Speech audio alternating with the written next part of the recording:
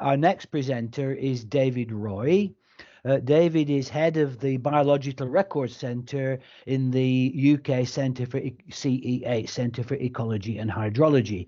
And he's going to talk to us about navigating the growing diversity of systems to submit, view and share wildlife sightings. David, over to you. Thanks, John. I'll just share my screen.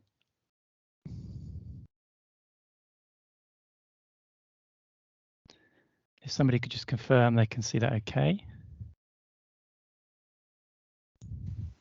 Yes, I can, David. Brilliant, thank you. Yeah, well, thanks for the invitation to speak this morning, and yeah, thanks to Lisa for some inspirational words about why we're all involved in this and remaining positive, which I think is important. And I share her optimism that we are in a good place. Lots of exciting things happening that we'll hear about today. So I was asked to talk about this topic of navigating the growing diversity of systems to submit, view and share wildlife sightings, which I thought I was pleased to do, but I think it's quite a difficult topic to give a definite answer on. But I'll try and give an overview of my thoughts in terms of this topic.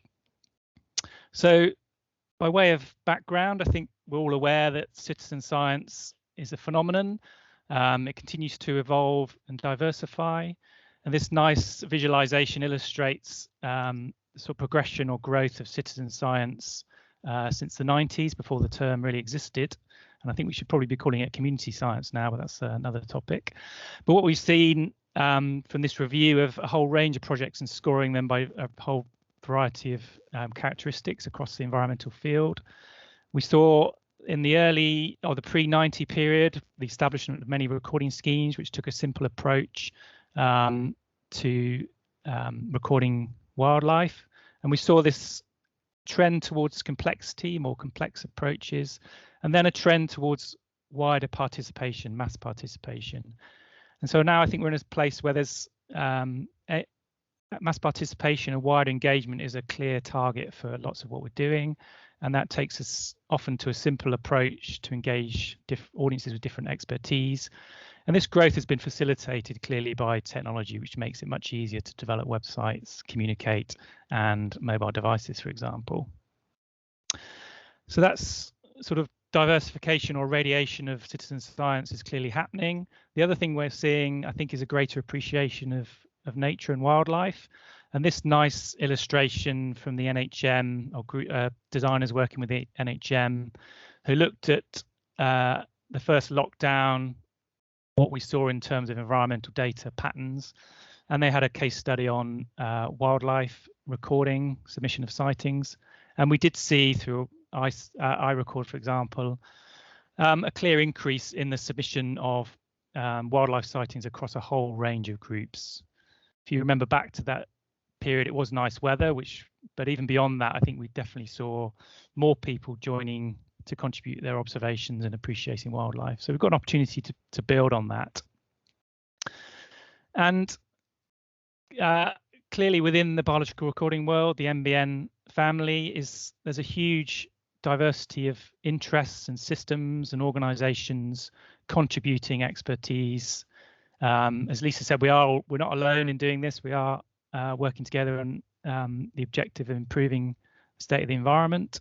And this diagram was put together by Sophie Radcliffe, who I think is going to talk through it in more detail later today. But it's just a sort of good springboard to illustrate there's lots of players in this space and lots of systems, lots of flows, and a sort of a myriad of approaches to recording wildlife. So how do we navigate this, or how do we give advice to this to recorders? So I think my view on this, I think it comes down to two considerations really, in terms of what where you're coming from as a recorder, in terms of your level of expertise and what you need to support your identification, engage with the communities. And also critically, I think, is how you want your data to be used, whether you're motivated by local decision making primarily, your sites, your local sites, for example, whether you also want to contribute to national reporting and influence, and onwards to global research use and understanding the environment.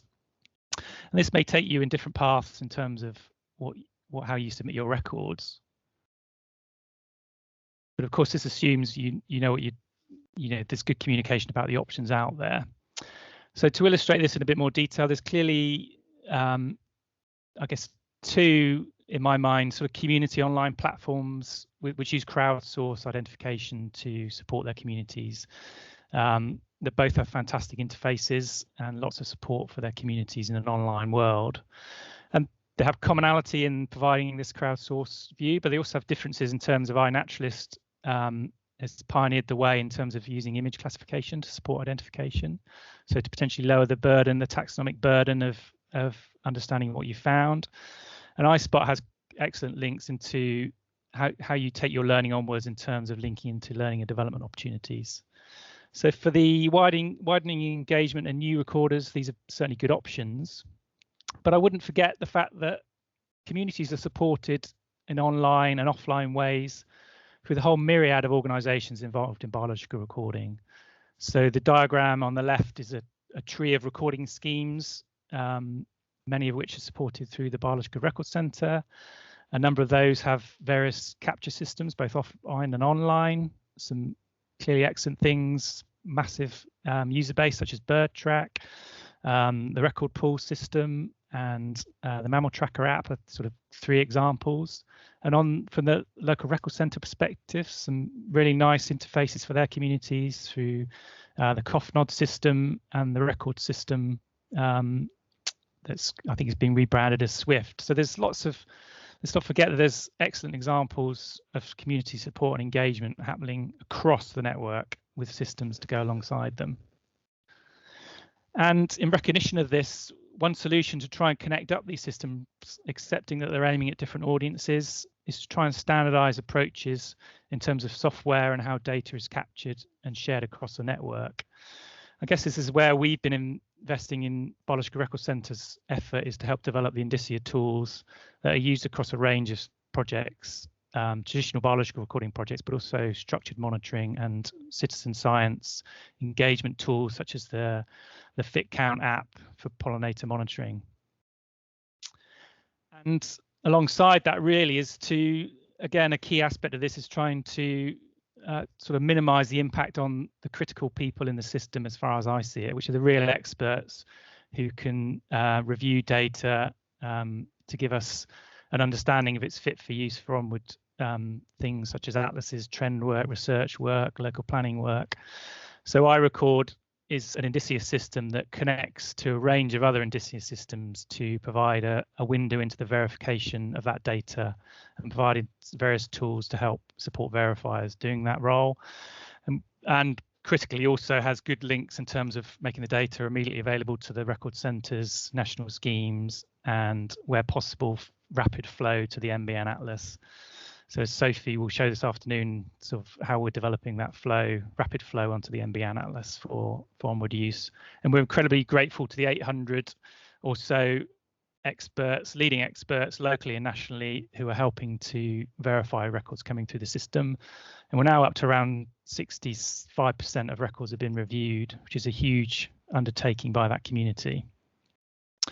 So returning to this sort of messy world of systems, I think, so my sort of final take on this really is that diversification of systems is inevitable, and they've all got good reasons why they've been developed and are being supported. So we shouldn't shy away from the fact that there will be diversity, and it has benefits in terms of resilience and being fit for use for different communities. But I think the onus is on the people running those systems to think beyond perhaps their immediate requirements. So think about the onward use. So that's easier if we've got a common standards. Clear one is the use of common species dictionaries to help us connect system together automatically. So the Indicia system is now connected to the Mammal Tracker app, iNaturalist, BirdTrack, the BSBI database, for example. So we're trying to provide ways of interchanging records between systems and to automate data checking. So we're honest about, or help to identify potential issues with data that needs further investigation to support verification.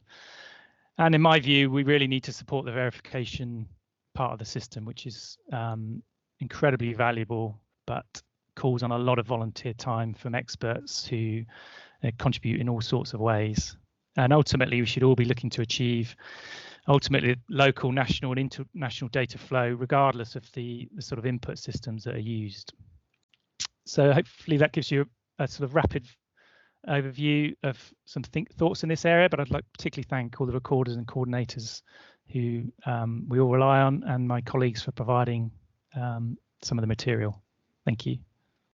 Thank you very much, David. That was very. I learned a lot.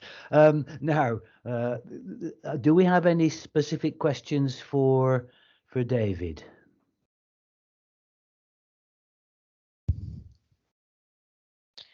I can. There are a few in the Google Doc that I can give. Yes, please. One for the teams is from David Howden. Is crowdsource the right way to describe iSpot? It does that, but I always saw its primary purpose as being developing ID skills rather than just providing IDs per se. Yeah, I think that's a fair point. I was just trying to illustrate the commonality between the two approaches of taking a crowdsourced view where people can contribute to identifications to records. But I think I would agree that iSpot is where it's unique is providing that clear link to training opportunities and developing skills in the recording community, which is clearly really important as we try and grow the community, but also it ultimately will hopefully reduce the burden on the verifiers because the quality of the data coming through from recorders will improve. So I think it's in everyone's interest to invest in that area. Thank you. It's getting quite busy on the chat. Yeah, it's getting quite busy in the chat, so I don't know how much time we're going to have. But just well, we've got 3 or 4 more minutes. Okay. From the diagram presented, why doesn't iSpot data feed into the NBN Atlas? I don't know. That's not I can't answer that, but I think it just Sophie may well pick up on that this afternoon. Right. Yeah, next, we might touch on some of these. Quick fire. Next one. Yeah. We tend to think a lot about the expert and data flow side of things, but neglect the outward-facing side that shows the outside world why this data is important and why they should get involved. Can all the diverse platforms align under some common language and set out their different purposes and audiences rather than fighting over territory? Oh, there we are. Yeah, I'd love that to happen. I think I'm very happy to contribute to that ambition. I think you shouldn't forget that there are excellent things such as the state of nature reporting, which does try and pull together across the whole community and advocate what's happening to wildlife and what we should do about it. So this is just about the data flow today. It is a very confusing picture. I mean, I find it confusing. So heaven knows what others who are not quite as old and stupid as me, but they probably find it easier. One more for David. Okay, seems to be a very national-centric, e.g., top-down approach. As someone using data at the local level, I'm really surprised by lack of focus on LERCs, an established network of county recorders. Can someone from the LERCs address this at all? So that might need a bit of expansion. Well, sorry, I didn't expand on that point, but I did try and make that point about the wider community locally and nationally. I agree, it's a bigger picture than just